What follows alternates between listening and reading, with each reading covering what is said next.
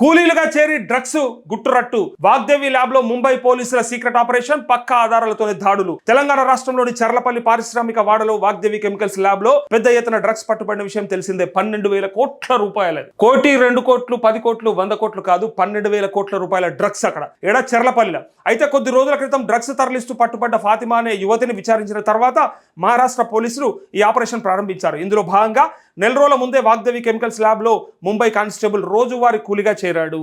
Mumbai constable ఒక ఆయన రోజువారీ కూలీలాగా చేరితే దొరికింది అది. కానిస్టేబుల్ అక్కడ పని వాళ్ళతో కలిసిపోయి ముడి సరుకులు, రసాయనాలు, డ్రగ్స్ తయారీపై నిఘా పెట్టాడు.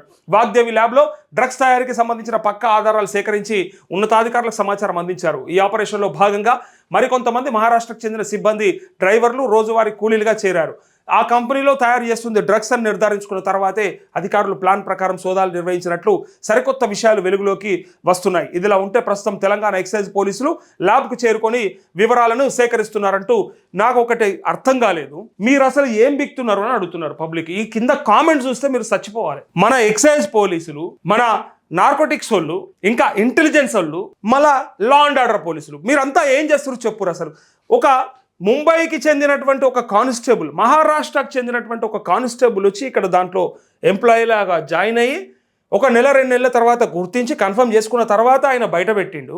మన దగ్గర మన రాష్ట్రంలో జరుగుతున్నటువంటి ఈ తతంగాన్ని రేవంత్ రెడ్డికి చూపెట్టారు. ఒకసారి సిగ్గొస్తుంది. హోంశాఖ దగ్గర పెట్టుకున్నాడు కదా, ఏం చేస్తున్నాడో మరి ఒకసారి చూపిస్తే అర్థమవుతుంది. 12,000 కోట్ల రూపాయల డ్రగ్స్ ఇట్లా మన దగ్గర తయారవుతున్నాయి అంటే రేపు పొద్దుగల కాలేజీలకు ఎవరు సప్లై చేస్తాడు, పబ్లకు ఎట్లా పోతా ఉన్నాయి, బార్లలో ఎట్లా దొరుకుతూ ఉన్నాయి, బయట స్కూళ్ళల్లో ఎట్లా డ్రగ్స్ విచ్చలవిడిగా గాంజా ఎట్లా దొరుకుతూ ఉన్నది. ఇక ఇట్లా తయారు చేసేటోడు గీడ మన దగ్గర పెట్టుకొని ఏదో అంటారు కూడా, సంకల పిల్లను పెట్టుకొని ఊరంతా వెతికినట్టు చేస్తాడు రేవంత్ రెడ్డి. పిల్ల సంకలనే ఉన్నది, బట్ ఊరంతా వెతుకుతున్నాడు. ఏమనంటే డ్రగ్స్కి, గాంజాయికి మేము విరుద్ధం, మేము వ్యతిరేకం, డెఫినెట్గా కట్టడి చేస్తాం, అరికడతాం. ఇదేనా నీ అరికట్టుడు? ఎవడున్నాడు మరి దీని వెనకాల? 1,000 కోట్ల రూపాయల డ్రగ్స్ తయారవుతుంది. పక్క రాష్ట్రం పోలీసులు వచ్చి మన దగ్గర పట్టుకునేదాకా మనకు సోయి లేదు. పెరగన్నం దీని అరుగు మీద వన్నం మనకు అవసరం లేదు. ఎక్కడ పోయినారు అసలు? మన డిపార్ట్మెంట్స్ ఏం చేస్తా ఉన్నాయి? మరి ఏదో జర్రంతా యానన్న దొరికితే దాన్ని పెద్ద వార్తలుగా చేస్తారు. ఎక్కడ పోయినరా మరి? నిజంగా మీడియా కూడా, మెయిన్ స్ట్రీమ్ మీడియా ఇలా మాట్లాడతారు కదా, మేమేమో కింద మీద పడి ఆ వార్తలు ఈ వార్తలు తెచ్చి మేము చెప్పుకుంటూ వస్తూ ఉంటే మా మీద విమర్శలు చేస్తారు.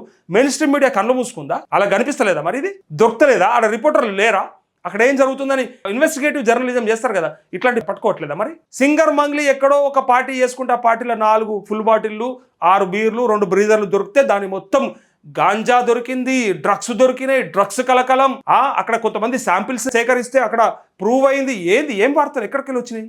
సినిమా యాక్టర్లను పట్టుకొని వాళ్ళ మొత్తం నిజంగా చెప్తా ఉన్నాను కదా, అలా ఖ్యాతిని, వాళ్ళ నిజంగా వాళ్ళ రెస్పెక్ట్ని మొత్తం బోడగొట్టేసి ఎక్కడో 1-2 చోట్ల జరిగిన సందర్భాలను పట్టుకొని, ఉదంతాలను పట్టుకొని పూర్తిగా మొత్తం డ్రగ్స్ కలకలం, ఈ కలకలం, ఆ కలకలం, వాడిన 1 గ్రాము 2 గ్రాములు దొరకబట్టుకొని మీరు పెద్ద కేసులు పట్టినాం అది అని చెప్పే మీరు, మరి ఇక్కడ 1,000 కోట్ల రూపాయల డ్రగ్స్ మన జాగలో తయారవుతుంది, మన ఊర్లో తయారవుతుంది, మన ఏరియాలో తయారవుతుంది. మరి పట్టుకుంటాడు ఎవరు లేడు. సిగ్గుచేటిది మన రాష్ట్ర పోలీసులకి. ఇది నిజంగా చెప్పాలంటే ఇంత దారుణమా?